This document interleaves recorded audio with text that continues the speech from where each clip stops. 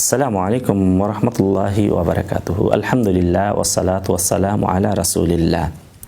সম্মানিত শ্রোতা মণ্ডলী, আজকে আমরা লাইলাতুল কদর এবং লাইলাতুল কদরের ফজিলত সম্পর্কে এবং সেখানে কি কি আমল আমরা করব সে সম্পর্কে আমরা আলোচনা করব। লাইলাতুল কদরের ফজিলত আল্লাহ রাব্বুল আলামিন নিজেই বর্ণনা করেছেন, ইন্না আনজালনাহু ফি লাইলাতিল কদর। আমি লাইলাতুল কদরে কোরআন নাজিল করেছি, অর্থাৎ এই লাইলাতুল কদরে আল্লাহ রাব্বুল আলামিন কোরআন নাজিল করেছেন। আর এই লাইলাতুল কদর সম্পর্কে আল্লাহ রাব্বুল আলামিন এই রাত্রিকে আল্লাহ রাব্বুল আলামিন লাইলা মুবারাকা বলেছেন, মুবারকময় রাত্রি বলেছেন।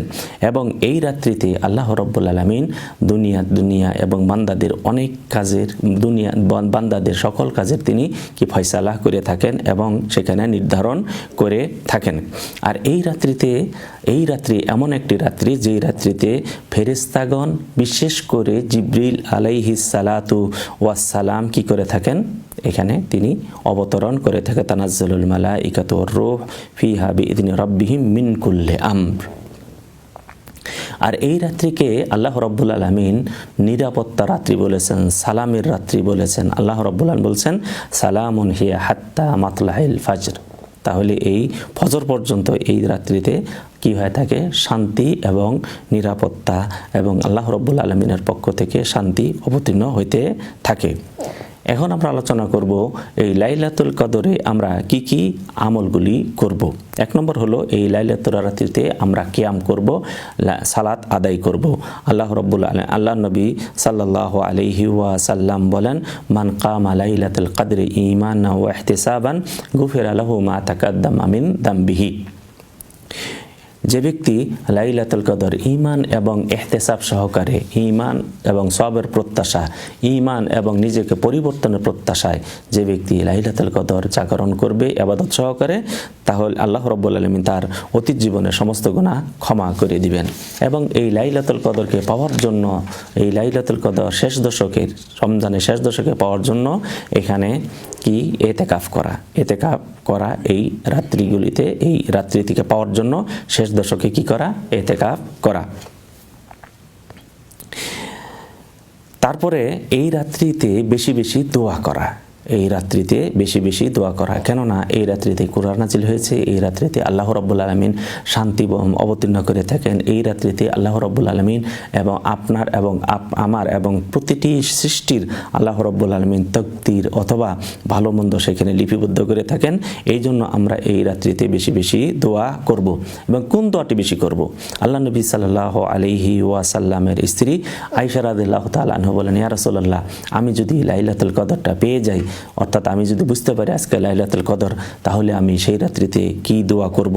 আল্লাহ নবী সাল্লাল্লাহু আলাইহি সাল্লাম তাকে শিক্ষা দিলেন, তুমি এই দোয়া করবে, আল্লাহুম্মা ইন্নাকা আফুউন তুহিব্বুল আফওয়া ফাআফু আন্নি। হে আল্লাহ, তুমি হলে ক্ষমাশীল এবং তুমি ক্ষমাকেই ভালোবাসো, অতএব আল্লাহ তুমি আমাকে ক্ষমা করে দাও। এরপরে যেই আমলগুলি করব সেটা হলো যে কোনো আমরা ভালো কাজ আমরা এই রাত্রিতে আমরা করব। কেননা এই রাত্রি হলো 1000 মাসের চেয়েও উত্তম, 1000 মাসের চেয়েও উত্তম। লাইলাতুল কদরি খায়রুম মিন আলফি শাহর। তাহলে এই রাত্রিতে আমরা লাইলাতুল কদরের যে আলামতগুলি রয়েছে, অনেকগুলি আলামতের ভিতরে এগুলি হলো যে আমরা লাইলাতুল কদর বেজুর রাত্রিগুলি, আলামত হলো বেজুর রাত্রিগুলিতেই লাইলাতুল কদর সংগঠিত হবে। এই জন্য আমরা আল্লাহ নবী সাল্লাল্লাহু আলাইহি ওয়াসাল্লাম বলছেন, তোমরা লাইলাতুল কদর খুঁজো রমজান মাসের শেষ দশকের বেজুর রাত্রিগুলিতে। রমজান মাসের শেষ দশকের বেজুর রাত্রিগুলিতে আমরা লাইলাতুল কদরকে আমরা অন্বেষণ করব, আমরা তালাশ করব।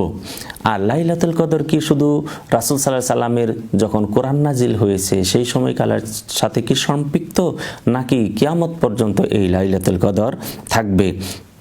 উত্তর হলো লাইলাতুল কদর কিয়ামত পর্যন্ত বাকি থাকবে। প্রত্যেক রমজানে শেষ দশকের বেজুর রাত্রিতে লাইলাতুল কদর সংগঠিত হবে। কেননা রাসূলুল্লাহ সাল্লাল্লাহু আলাইহি ওয়াসাল্লাম বলছেন, তোমরা লাইলাতুল কদর প্রত্যেক রমজানের শেষ দশকের বেজুর রাত্রিতে তোমরা লাইলাতুল কদর তোমরা খুঁজতে থাকো। আর এই লাইলাতুল কদর সমস্ত উম্মত পৃথিবীর সমস্ত উম্মত একমত যে লাইলাতুল কদর কিয়ামত পর্যন্ত সংগঠিত হবে এবং রমজান মাসের শেষ দশকে বেজুর রাত্রিগুলিতে কি হবে, সংগঠিত হবে।